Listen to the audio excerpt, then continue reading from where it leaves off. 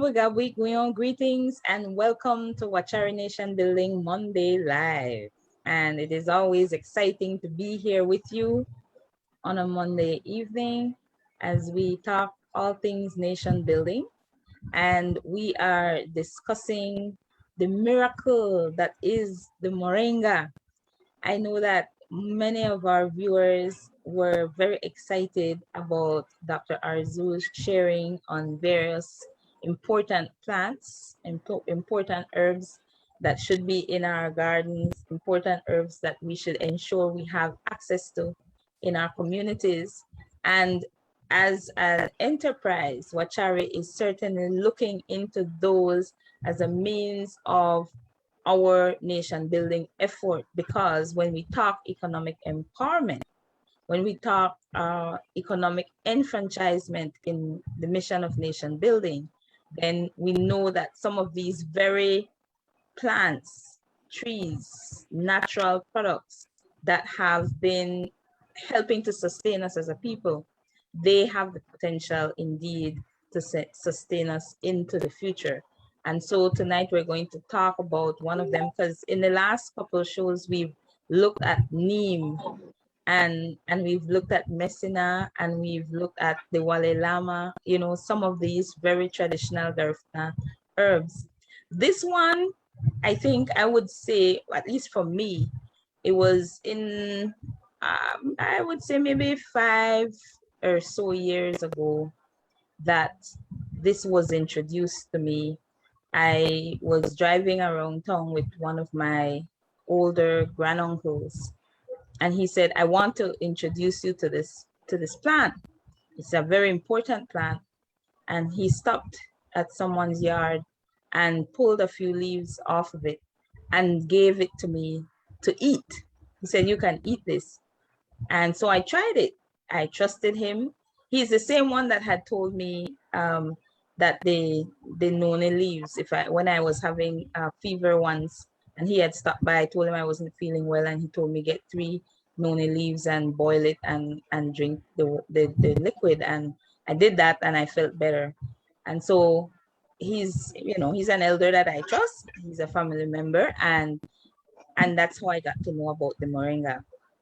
Then when I started talking to my mom about it, well, she had the seeds and she was consuming the seeds too. And so it was amazing to read up about it, to hear about it. And as I got involved with Wachari, also to hear even more about it. It's been amazing learning about the moringa and recognizing it. Sometimes we see these things, they're around us, but we don't know them until we know them. We don't see them, we don't recognize them until we learn about them. Kind of like some people too. Many times we might pass buildings, we pass people, and because we don't necessarily know them, especially in urban settings, then we don't necessarily recognize. But in our communities, traditionally, that would not be the norm, because as we are growing in our communities, we would be knowing and learning the people and the things that are around us, including the vegetation. So I'm very excited to hear more about the moringa, because it is one of those miracle plants that Dr. Arzu had started talking to us about 2 weeks ago. And so tonight, we're definitely going to be hearing a bit more about that. So want to say good night to Marley and to Dr. Arzu. And let's get right in. Let's dive right into this miracle that is the moringa. Oh, wow. Hello, everyone. Here we go. Here we are again. I wanted to acknowledge the fact that there was an outage on Facebook today. Everyone knows about that. So we are having a bit of a delay. Some people may or may not be connected. So I want everyone who is within earshot to share this show with someone, If everyone listening could just take the time to just share it as the show is going on, let people know that it is happening and that we are on tonight.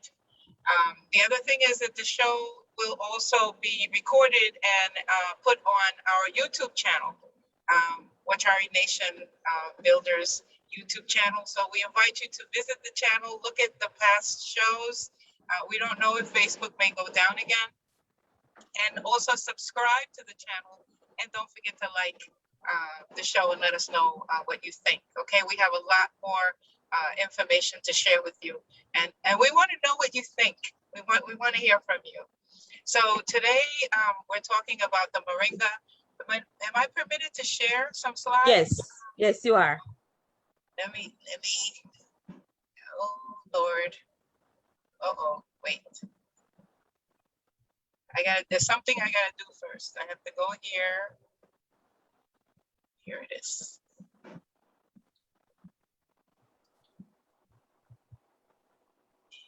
Go here and then share. I want to make the slide bigger. How do I do that? I can't make it bigger, Eva. I want to make the slide bigger. Can you see it okay? Yes, I'm seeing it just fine. Okay, good.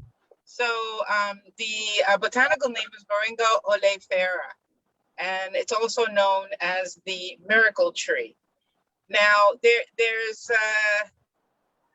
stuff written about the Moringa. There are two different schools of thought. They say at first it was a Chinese tree. They were claiming credit for it. And then, well, China and Asia, China's in Asia with India. So then they attributed the origin to India.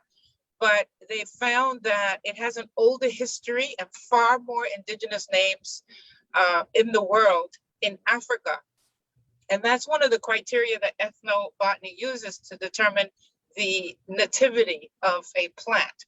So the Moringa has more African names, more names in different African language than it has in any other part of the world. So it is native to Africa. I just wanted to get that settled. Later on, I'm going to share the different African names. There's a name in Swahili, let me see, hold on a second. Why can't I find this? I want to get you Ewe, Yoruba. So there are other names for the Moringa that are far more ancient than the word Moringa. And there's a reason for this. The tree, commonly it's called a drumstick tree, clearly because the pods of the tree look like drumsticks and they can actually be used to play the drums when they get nice and stiff. It's also called a horseradish tree because when you pull the root of the Moringa and you chew on the root, it tastes just like horseradish. And in fact, we used it exactly like horseradish. We would shred it and pickle it and it would keep, and you can use it for flavoring on foods exactly the way you would use horseradish. And for those who don't know, horseradish is a relish. It's a very, very popular relish that's delicious. It's also called the ben oil tree or the benzoyl tree because the seeds of the Moringa produce a very, very special oil with all sorts of healing properties, even more healing properties than any other part of the plant itself. It seems that the miracle is just more concentrated in the seed. It's called the miracle tree because of all of the many magnificent healing abilities that it has, which is what we're going to learn about today. The Moringa isn't just for humans, it's also for the planet, it's for the land, it's for animals, and you'll see, it interacts with all of the elements on this planet. It's consumed as food and utilized as medicine, fencing, we use it for fencing our farms, it's utilized in cosmetics. Even before the cosmetic industry, African women were using the oil for beautification and for treating the hair. And all sorts of beautiful things, even making eye makeup. We use it for making soil. Yeah, you can make soil. You can use the leaves and the parts of the Moringa to actually make nutritional soil. And we use it for water purification. I know that we have an experience today on the panel where we'll be able to share how we can purify water with the Moringa seeds. The leaves, the pods, and the seeds of the tree are all edible. The roots are also edible. They're highly nutritional, rich in oils, proteins, and minerals. And so you wonder, why in the world would you need supplemental vitamins? Why would you need things made by people in white coats when you have a tree like the moringa tree? It's chock full of essential amino acids, which include thurine. And this is a nutrient. I'm going to go one by one. This nutrient helps your metabolism. It helps you metabolize fat.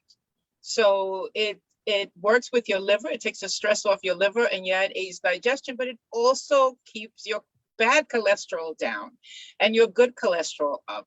It has isoleucine, which is good for your healthy brain, and it helps to give your body a natural energy. That's why some people who drink moringa tea or take moringa would sometimes complain that they can't sleep when they take it. Well, that's because you took it too late in the day. Moringa you take early in the day, and you got to use that energy. You can't take it and just sit at home. You know, it's to work with your life force. Yeah, and it contains leucine, which it's for the morning, not for the night. Yes, it's for the morning. It's for you to live. It's for you to go in the world and create your own miracles, right? So leucine works hand in hand with isoleucine to increase your energy levels. It's all in there. It's also in the flowers.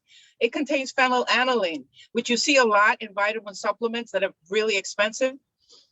So it aids in communication between the brain's nerve cells, and also helps to reduce hunger pangs, as well as increasing your alertness and improving your memory. You know, sometimes when you want to lose weight, or when you have these cravings that you can't control and you really don't want to eat something, if you're taking moringa, you won't get those cravings, and you will naturally crave the types of foods that are good for you. Even if you didn't like them before, moringa alters the intelligence of your body to make it more in harmony with the way you're supposed to feed yourself. It contains tryptophan, which supports your immune system, and that's what we're all looking for right now. It's also it has a mood boosting ability, so it has like a feel good kind of quality to it. It can help you against depression, anxiety, associated with insomnia, so it will help you sleep if you take it during the day, right, and let your body process it. It also reduces the risk of heart attack and lowers the bad cholesterol. This is two elements now that help you do this. It contains lysine, which aids in the absorption of calcium into the bones and supports antibodies and regulates various different hormones, as well as inhibiting the growth of virus cells. Now, what that means is that the moringa in your body actually makes the existence of any virus inhospitable. Your body becomes an inhospitable environment for any virus. So you're your own immune system. You're your own medicine. How does that work, Doc? I mean, how often would you need to be taking it to make it have that effect? Well, I think every day, but not in large amounts. You don't have to take massive amounts of it. You know, a handful of leaves, which can translate into a teaspoon of dry powder. Or in the case, like I have a lot of recipes, which we're going to talk about in the next show, about how to cook it in different ways. Like you can make moringa fritters. Really nice, delicious fritters. Same way we make fritters, except that, you know, you would add maybe a little corn flour or something to make it a little crispy. One fritter, that's enough nutrition there for the day. That's your daily supplement there. So it's just consuming enough for your daily requirements. So you don't have to consume massive quantities of it. And that's why having the tree is so important, because it's right there. It's readily available. And the pH, which is, you know, and for those who know chemistry, know that the per hydrogen level in the fluids in your body would be such that viruses cannot exist. They can't proliferate. They can't. So it contains methylthione, which provides the body with sulfur. Very few plants actually give your body sulfur, as well as helping to lower cholesterol. Again, it also supports your liver, your kidneys, and it helps your skin, your hair, and your nails. So you look good. totally healthy. And it contains valine. Now, valine is interesting because back in the 50s, they were prescribing Valium to all the women. And, you know, we were going through a whole nother thing back then. So there was a lot of tension. There was this women's lib movement. And I guess the pharmaceutical industry got scared. And they just started giving women Valium for anything, whatever reason, just take Valium. And it made them like Stepford wives, like very, like that. But that was a synthetic, exaggerated version of it. Now, Moringa contains valine, which is a natural relaxant. It just gives you the nervous stamina that you need to cope with life, to better cope with stress. So it has all of these things, all in this plant. So where's my next slide now? It also contains vitamins, right? All the vitamins that you've heard of, vitamin A, beta carotene. I don't really like carrots. So I prefer the Moringa because I have to take less of it. I don't have to chew it so much, right? I mean, I can take carrot juice and stuff like that, but I've just never been friendly to carrots. So for me, Moringa is perfect to get my beta carotene. It contains vitamin B, choline, thiamine, which is B1. It has all the Bs, B1, B2, B3, B6, B7. It doesn't have B12. There are other things that you can take for B12, but this is one plant that has far more B vitamins than any other plant. It also has ascorbic acid, which, you know, they work hand in hand together. It's a vitamin C. It's vitamin K. How many people take vitamin K on the side or have vitamin K deficiency?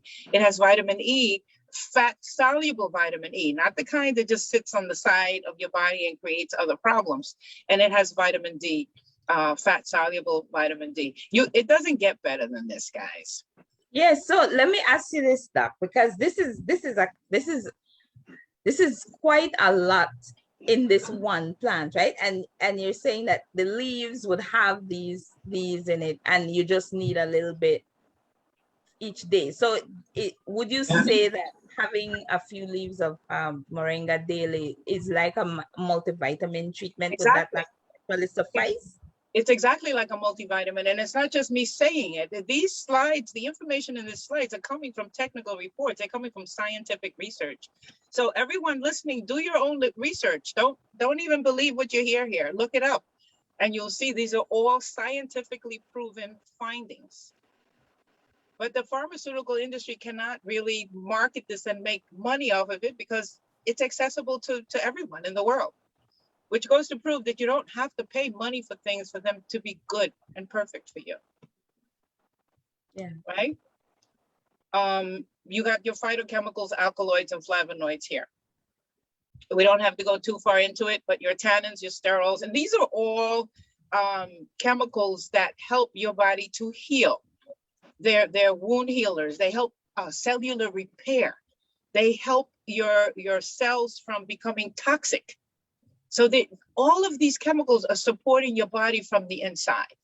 And look at this. This is where if you look at the picture, you can take the powder, for those of you who can't handle the taste of Moringa right away, because once you realize what it does for you, you're going to love it. But for now, you can put that powder in capsules. You can put it in gel caps and just take it as capsules. And 2 capsules will give you a teaspoon of powder, that's your supplement right there. And that's something you could do.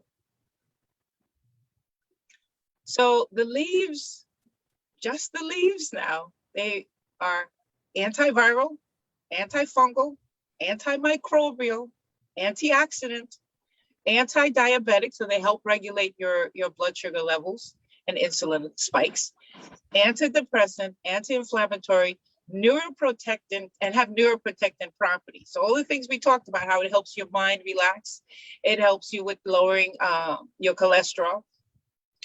These leaves have been used traditionally throughout the world in the treatment of over 300 human ailments.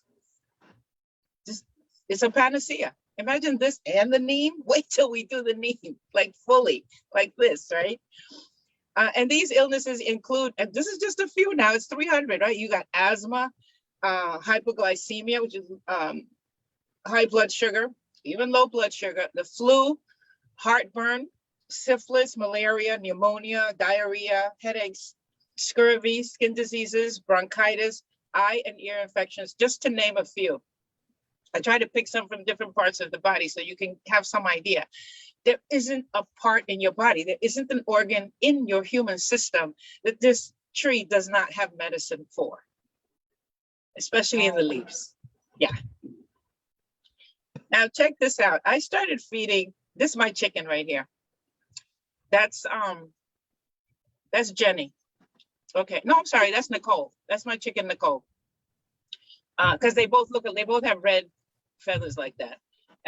Except that Nicole has a little brown butt. You see it. You see her feathers back there. So I started mixing moringa leaves in their feed. Like I would steam rice for them and just mix the moringa in there. This is since when they were babies, because I got them from when they were chicks.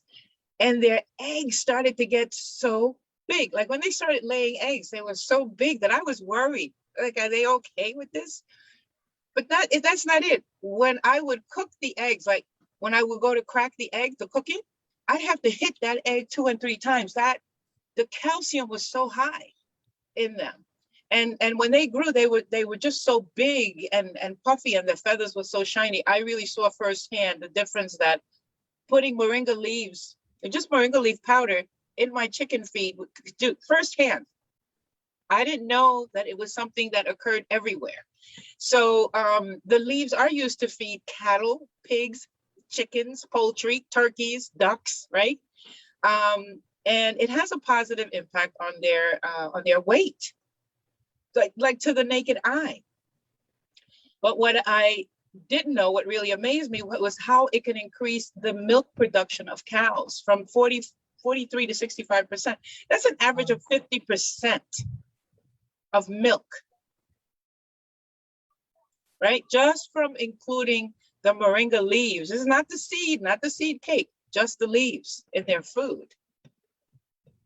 So now you'll understand why we encourage people to use moringa trees to fence their pig pen, their cattle stock, their farm, right?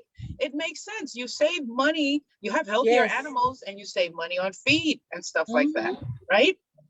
And here's another place where we relieve the chemicals. Moringa it's an organic fertilizer. This is where I say it's good for the land. It's an organic pesticide, herbicide, and plant food and fertilizer. You can make a crop spray, which I did. I did this, I tried it. Didn't want to just come here and tell you stuff, right? I did this. I made the juice, the moringa juice from the leaves, put it in a spritz bottle and sprayed my plants. I think you saw, I had posted on Facebook a few months ago where my cucumbers were this big. Everything was huge. Everything was big. And Marley had photographed my planting beds, and they look like a jungle, each one of them, because I use this moringa fertilizer on my land. So you can make a crop spray made from the moringa leaf juice extract. You'll get faster growth.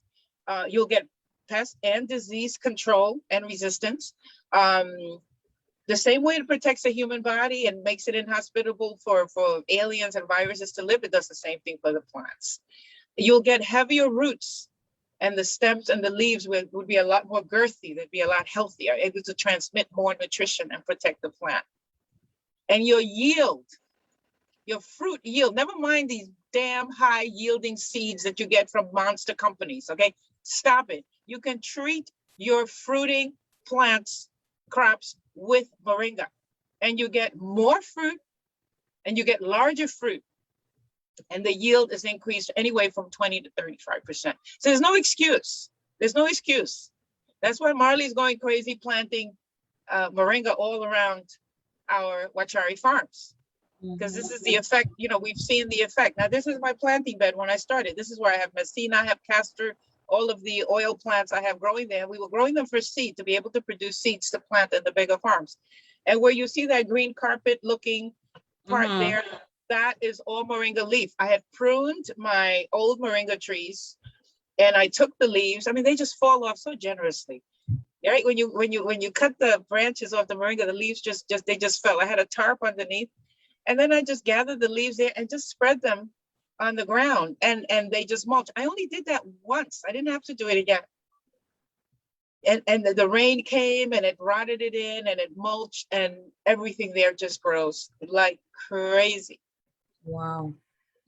Moringa leaves are consumed as food, and they provide a full complement of minerals, vitamins, amino acids, same as present in meat.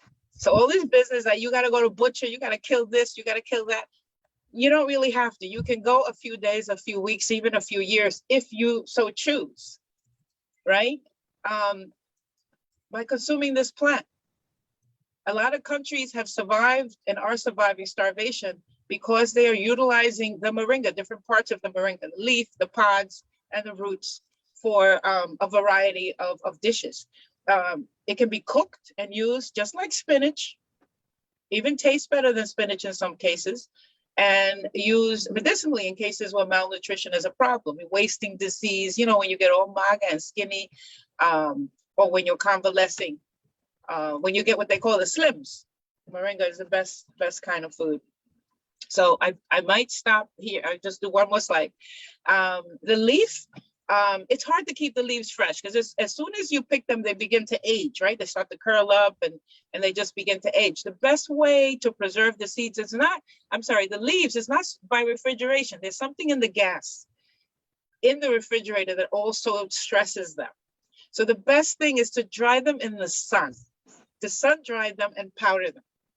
Then you can package them and then you can seal them and put them in the refrigerator for them to keep. But putting the leaves fresh in the refrigerator does diminish some of their nutritional value. So the best way is to sun dry them, powder them, you know, crush them down and put them away. And you can take that powder, you can use it in soups, sauces, you can make smoothies with it, you can make your egg omelets, like I said, your fritters, you can use them in baking, you can make pancakes and bread. And the dry leaf does have a longer shelf life. So even if you didn't put it in the refrigerator, although I do recommend you refrigerate it if you can, but if you can't, it would still live longer than just keeping the fresh leaf. Lastly, as a scientist, I prefer the powder because you can measure it. You know, if you took a teaspoon, you know what a teaspoon of moringa leaf powder is equivalent to. You know what a tablespoon is. So it's easier than just trying to figure out how much leaf you have in your hand or to weigh leaf, because a leaf could be different size, blah, blah, blah. So the powder is much better to work with. And then I can travel with the powder. I've got moringa leaf powder in every bag. When I travel, I know I'm going to get my nutrition. Even if I don't eat, I know that I'm going to get everything I need in one meal. And sometimes I don't like foods that other people cooked, and I just want my nutrition, right? So it's something that you can carry around. It's light. You don't need a whole bunch of food. So it's a perfect food. The flowers are interesting because I was making tea for my uncle, and then one day he said to me, I can't take this back. I can't take this tea no more. But, you know, I'm not a man, so he didn't tell me, but he told my dad that it was making him manly. It was bringing up the man in him. And so, so he was like, no, I don't want to take tea for that, because you need your wife there. You need people to take care of you. So I didn't realize that it does have aphrodisiac qualities. This is the tea from the dried flowers. You can also eat the flowers fresh. The flowers contain calcium, potassium, amino acids, and nectar for the bees. Can you imagine the honey? Can you imagine the honey? To have moringa, if you're raising bees, to have moringa there, the type of honey that you'll have will have all of these qualities in them. It'll be so nutritious, right? You can dry the flowers the same way as you do the powder, except that you don't have to powder them. You dry the leaves, and they dry up really nicely. They look so pretty, and you can take them as tea, and you can eat them as well. You can store them dry and just put them in your soups or other cooked foods, in your muffins or whatever. It does have high medicinal value as an aphrodisiac and to increase breast milk in nursing mothers. I haven't talked to the babies, but it looked like the way they feed, like the milk tastes better. Okay. The flowers, the tea from the flowers can be used to alleviate inflammation, arthritis, water retention. So it's a diuretic. Urinary problems, because it washes out your urinary system. Cholesterol problems, taking cold mucus out of your body, and enlargement of the spleen. Any questions? This is Wow. I'm blown away. I don't know what about Marley, but Yeah, that's a I whole can't. lot. It's so That amazing. Like the whole essentially you what know. you shared is that this entire tree, like, and we haven't gotten to the root yet, but Not even. Not all even. of like the leaves and the flowers That's it. and the seeds, like all of it, this whole thing has so much value, and not just to us, but to other creatures as well as the environment itself, like the earth itself. That's wow. Mm-hmm. You every yard need a moringa tree. Yeah. Yeah. This tree is a miracle tree. This tree is all you need for everything.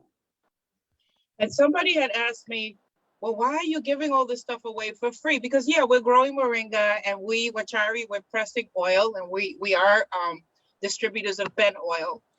And this is what we're gonna keep doing in the world. Uh, but it's good for everybody. We're producing oil for export.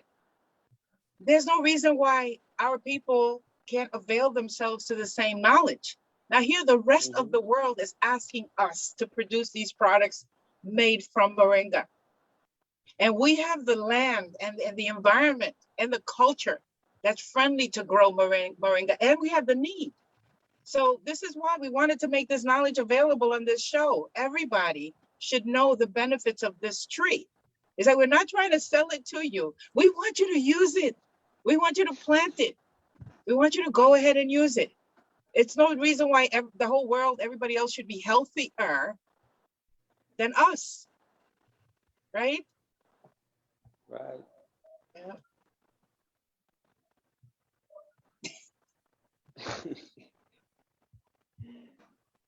This is an amazing plant.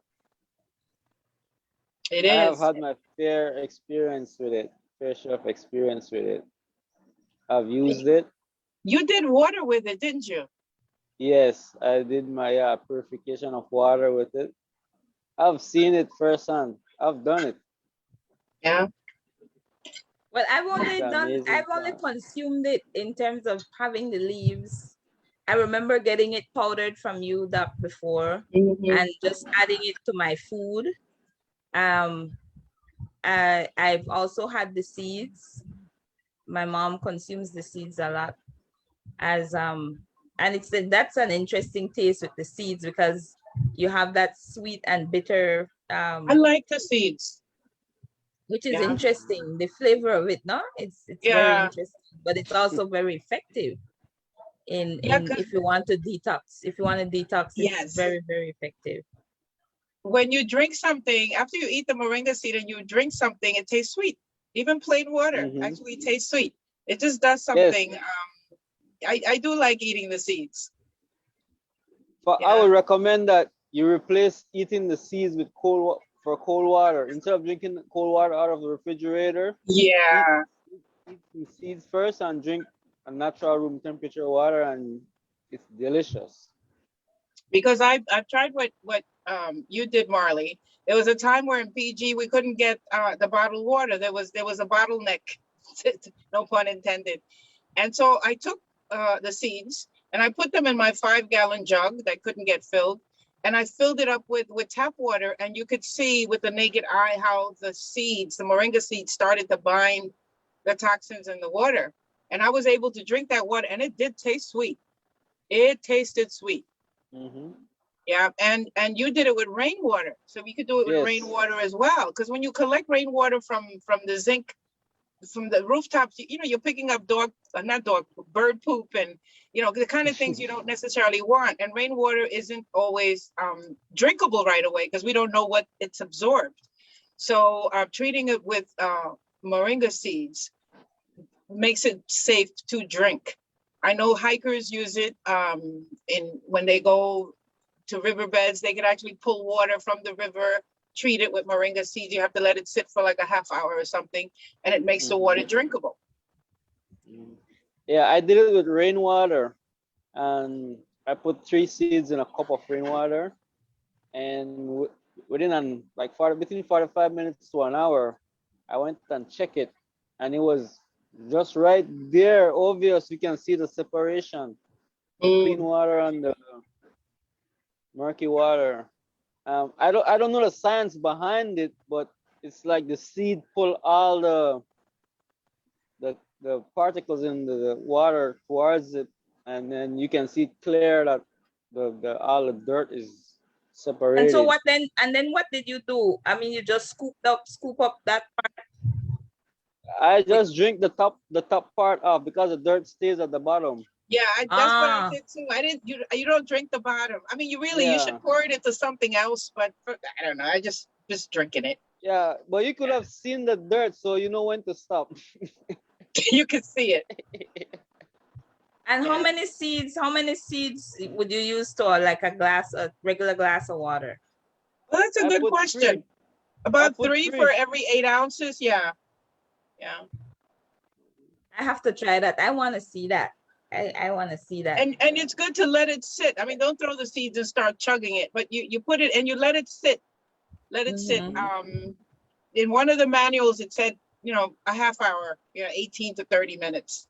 But I was fascinated looking at it and watching it just, and then when I tasted it, the water definitely tasted different. Right. Wow. Yeah. It's really, Natural I've done it. purifier. I did it. I did it. And when you say you can eat the flowers, Mm-hmm. I mean, you literally just eat it just like that, or can you add it to food, or Yeah. there's You can some put it in, ways to you can prepare put the it in flour? salads. You can put it in salads. You can add it to your recipes. You can add them in the fritters as well. Um, I like them fresh because they taste a little bit like I like asparagus and Brussels sprouts and things like that. So it has that kind of taste to it. Mm, Um, there are probably other recipes out there for moringa flowers, but I've just been kind of winging it. I know that there are recipes, culinary recipes for the pods, like the same way we cook curry chicken and all the different sauces, the Caribbean sauces, even jerk. You can use all the same seasonings for the pods, the young pods. You don't eat the senior moringa pods, the tender mm, ones. The ones that come right after the flower, like after it flowers and it begins to go to pod, it looks like a mhm. string, like a big string bean. Yes. So And when it's those are, green, because it's yeah, when it's senior, they're brown. They and get then they're too tough. It's too much yeah. fiber. Yeah. But before there, shortly after it flowers, and you see them come out, those are really, really delicious. And they still have that kind of sweet um, asparagus like taste, but with a little sweet to it. And you make those in sauces, and your family will not know that there's no meat. They won't know it. And you'll get all that nutrition in there. I know it's baffling. There are no It is. questions. It is quite baffling. And I mean, there are trees around. I know for sure in Dangriga there are trees around.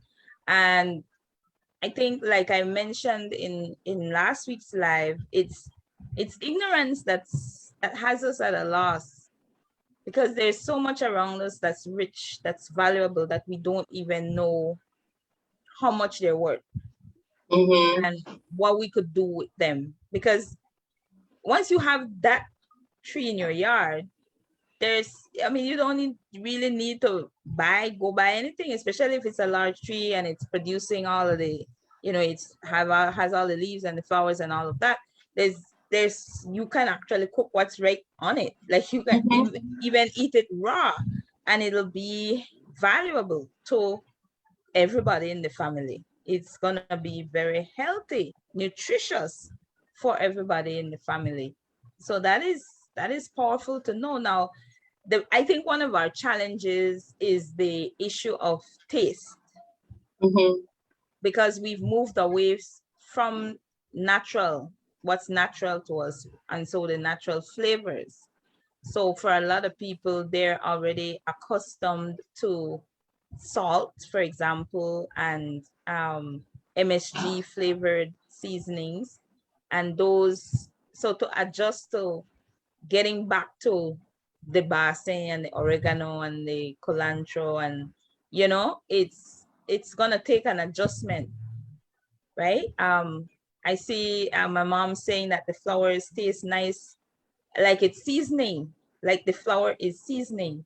And a lot of people look at those things and they take them for granted because they would not even fathom that you could enjoy these leaves, that they're actually tasty, and that you could enjoy the flowers and that they're actually tasty. And the pods, the young ones, are actually tasty because people are thinking, oh, it's all green, it's all bush, it's all, and so why consume that? These other things might be more important, more valuable, more flavorful.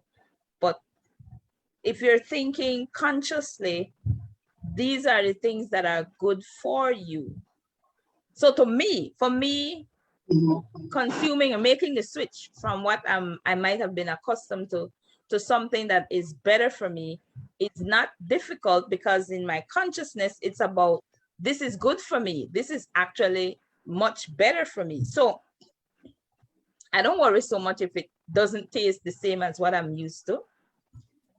But you Just can make knowing how good it is for me is it enough. right. You can make it taste good. You can flavor them, you know, to your senses. Yeah, that's right, Doc. Because I've tried it in different forms, different ways, and it actually tastes good if you put the right other elements in. Or if you put it into other things, it actually tastes good. Um, and you're right. If we are more accustomed to things that are delicious, so there's a struggle between good food and nice food. Most people they want nice food. They are not looking for good food. That's for the most part, good food, the appearance of it is not that attractive, but it's good food. Right? And the taste buds is looking for something nice, but not too healthy. Mm-hmm. And the Right? satisfaction is only in So, the tongue, you know? yeah. Your whole life is dissatisfied, but your tongue is happy. Like that's, it Hmm. doesn't make a Right. lot of sense, yeah? And the thing, but I know that that is associated with conditioning, because there was a time we weren't consuming MSG because it's not, that was not, we didn't produce those seasonings. We had Yeah. our own flavors, so our own seasoning, the basil and the oregano and those things that grow around us were the things that flavored our food. So if we could have made the switch, because clearly we did make a switch from those traditional flavors, which were, of course, much healthier for us. We made that switch from the traditional to this new thing. Mm-hmm. Then it's a matter of on just switching back, because especially Yeah. knowing that this new thing that we're finding tasty is dangerous, is hazardous to us, it's not healthy for us.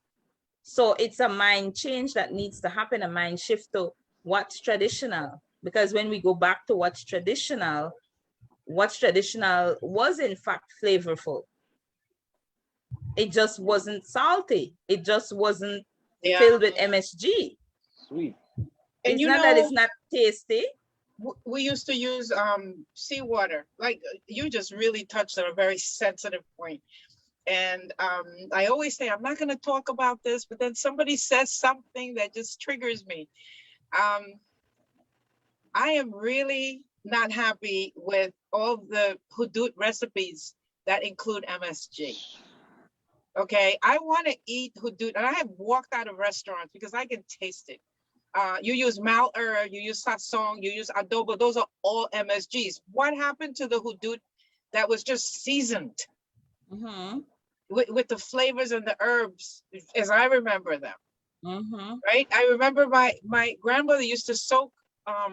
But she didn't even soak it. When the fish would come in, she would have someone go get a bucket of seawater, and that's what she would wash. She would set the fish in there and then wash it off and then rinse it with what she calls sweet water right before cooking. But that salt that the fish had in the tissues was from the sea. And it was absolutely delicious.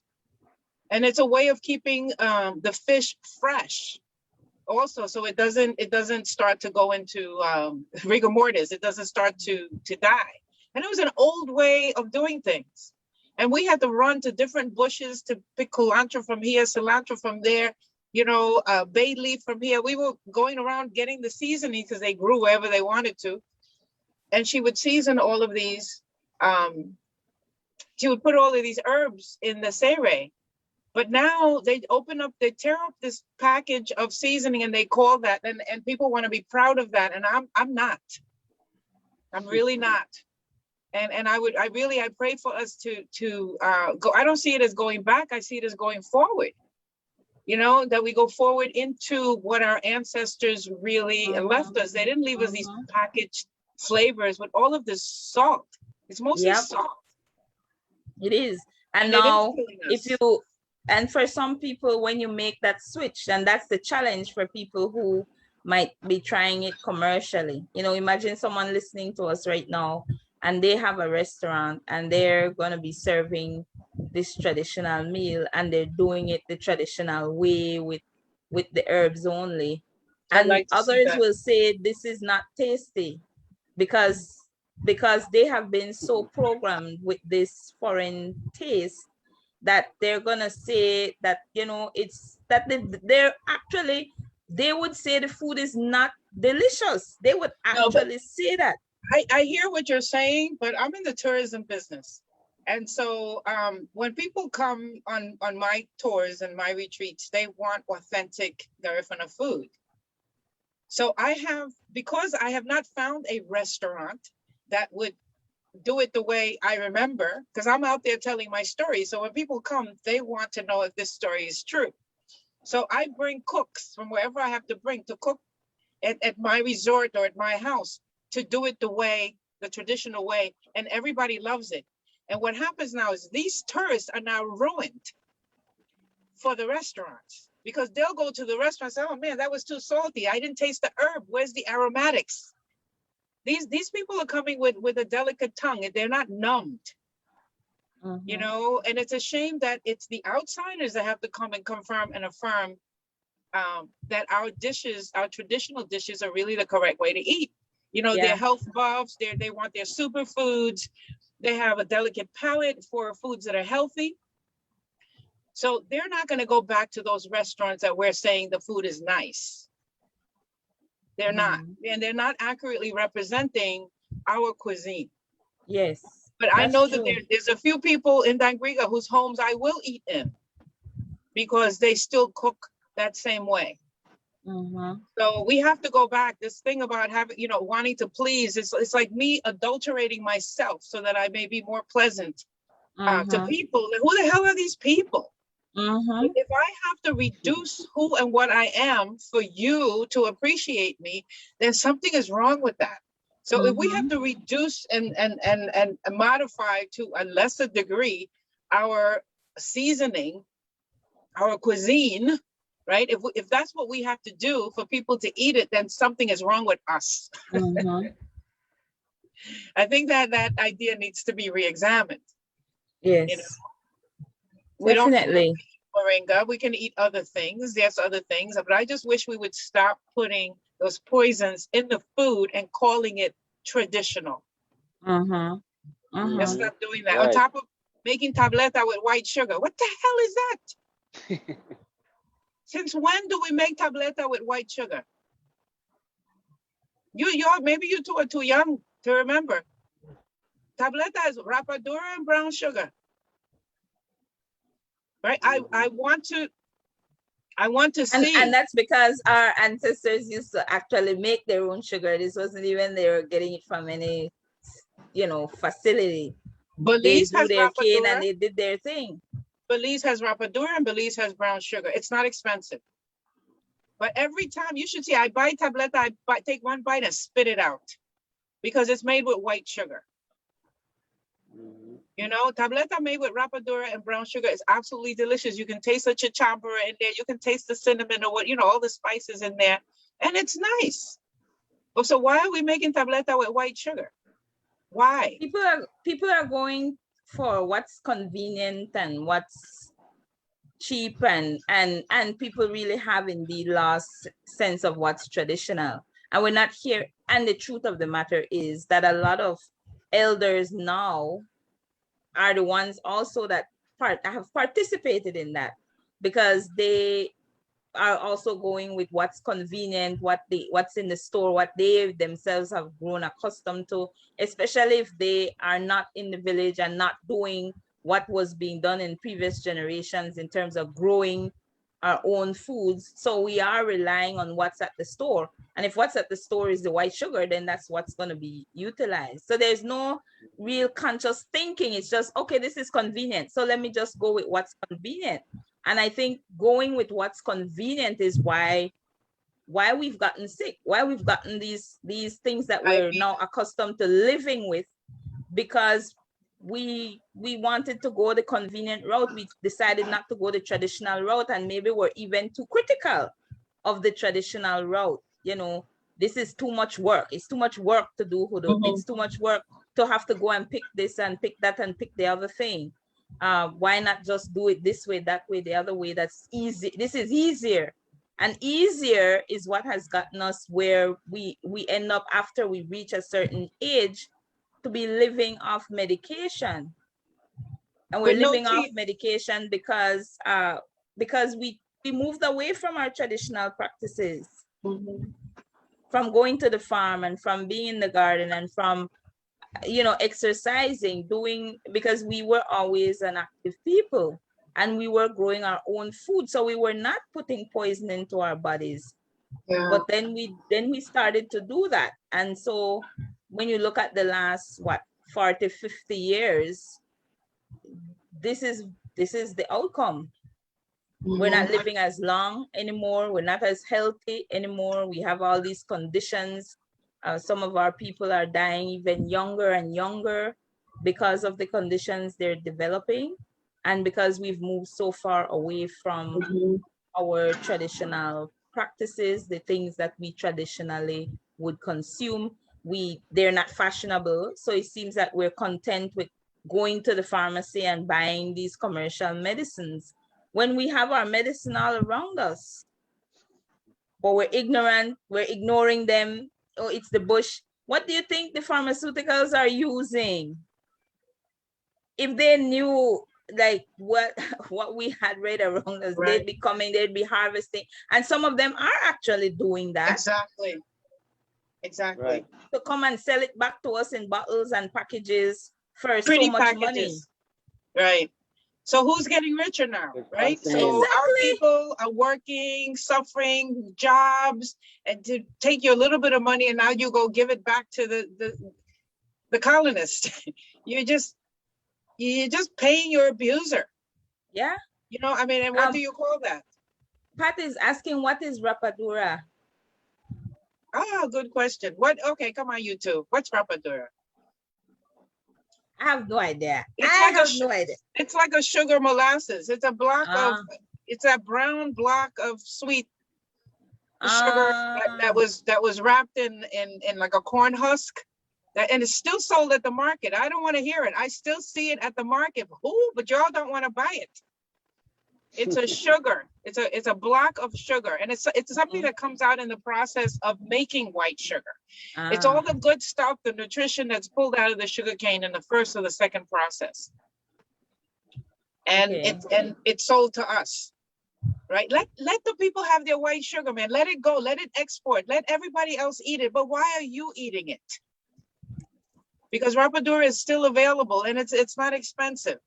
And the brown sugar is the second phase, is before it becomes white sugar, right? Before it receives all these the bleaching and the other chemicals. So those two stages of sugarcane are still good for you.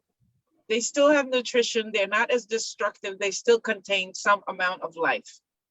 Those are the sugars we use for tableta, for our tableta, right? But now what's happening is, we're selling the white sugar tableta, making money for the people who make the white sugar and passing it off as Garifuna tradition. I wish you wouldn't do that, because it is not. White sugar is not Garifuna tradition, and neither is adobo or MSG in my sayre. So I just had to get that off my chest. Sorry. Mhm. I'm sorry, Pat. That's Rapadura, baby. Man, but this has been in fact a very rich discussion as usual. As usual. So Pat says she remembers it. I do Yes. too. And you see some of the things that you've mentioned, we still do have them. It's not like they've completely disappeared. And this is a crucial point we're at in our lives and on our journey, because all is really not lost to us. We have not completely erased everything of our traditions, and we still have people in their 70s around. We still have people in their 80s and 90s around who are Garifuna and who can tell us about when they were growing up, who can tell us about what was going on 60 years ago when they were 10 or when they were 5, you know? And so those are the things we should find out from them. That's what we need to tap into. That is the knowledge we need to get back, because that is what now is threatened to be lost. Yeah. If we do not now get those stories, if we do not now learn those techniques, whatever it is that they remember of their grandparents, what their grandparents used to do, those are the things we need to get back and get back into, move forward to. But those stories need to be shared. Those stories need to be collected. That information needs to be gathered so that we don't continue to lose it. Because then, if we wait, they will be lost to us. Yeah. Definitely. But it's not too late. So we still have the opportunity now to get some of that back. Just as how you've been able to tell us about what you saw of your grandmother, what she was doing. You know, everybody else can talk about now some of us are fortunate to still have our grandparents. Some of us is our parents, but there are aunts and uncles, there are elders around of sound mind who can remember what it was like growing up. And they can tell us those things, give us that information, because that's what we need to get back to. Otherwise, we're not looking at a future that will be as long as theirs has been. Right. If we continue on the pattern that is away from our traditions, we will shorten our own lifespan. So when we look at how long and how old our elders were living, that's not happening in this generation. And the quality was better. The quality was much better. They could pick up a shoe and just stick and beat you still. You know, they could chase you down. Yeah. So it's imperative. And when we think about now, so imagine the combination, right, of their knowledge of what their experience was combined with the new knowledge, because a lot of research has happened, and so there's a lot of new knowledge. So imagine just adding, that's powerful. Yes, that's powerful. You can now certainly live longer. Yeah. Because you have the information of your ancestors, plus the benefit of research that has been done to confirm, because they might not have known these are the nutrients that are in here. Right. This is what, they just know that they use this and it works. It works. For this issue, that issue or the other. They also did not know the existence of certain ailments, because they did not suffer from such ailments. Those ailments were alien to them. They would not have been living on any meds in relation to, say, hypertension or heart disease or diabetes. Those things were alien to them, because they were eating, they were exercising, there was a balance. They did their cleansing every so often in the year. they had their regimen in place, so they were not living on beds. They were not going to the hospital. They were not needing to go to the hospital, and many just went to sleep one night and didn't wake up the next morning because it was just time to go. Yeah. Aoife, you got me thinking. I remember there was 3 ailments back then. There was only 3 that I can remember. I'm sitting here thinking, what ailments did they have? What did they have? Garabali, Pacho, and something called aug. I don't know what aug is, but those are the main elements that I remember. Other than that, it was, trivial stuff. Yes. Yes. So we have our homework cut out for us, but I want, because of course our time, you know how it goes. I do want us to, because we didn't talk about how to grow this, right? Oh yeah, we can do that on the next one. So yes, definitely for next live, continuing on this rich discussion on the miracle that is the Moringa, I definitely want to hear more about, have fencing, how to use it as fencing, how to grow it. If you want to grow it in commercial quantities and so on, what to do. If you just want to put one in the yard, how do you do that? And things like that I want to take the conversation there. And I'm sure that our viewers will be very appreciative of that. So I do want to say thank you, all ceremony, Doc, for that presentation. It was very, very informative. And for our viewers, of course, if you didn't see it or you missed anything, by all means, just read it, play it again, look at it again. That's the advantage of having this platform. And of course, it will be on our YouTube channel as well. So we thank you for allowing us to be in this, be with you today and share this rich discussion with you. And so next week we'll continue so you could learn how to actually grow your own moringa, right? Yes. So good night. Ayo, good night.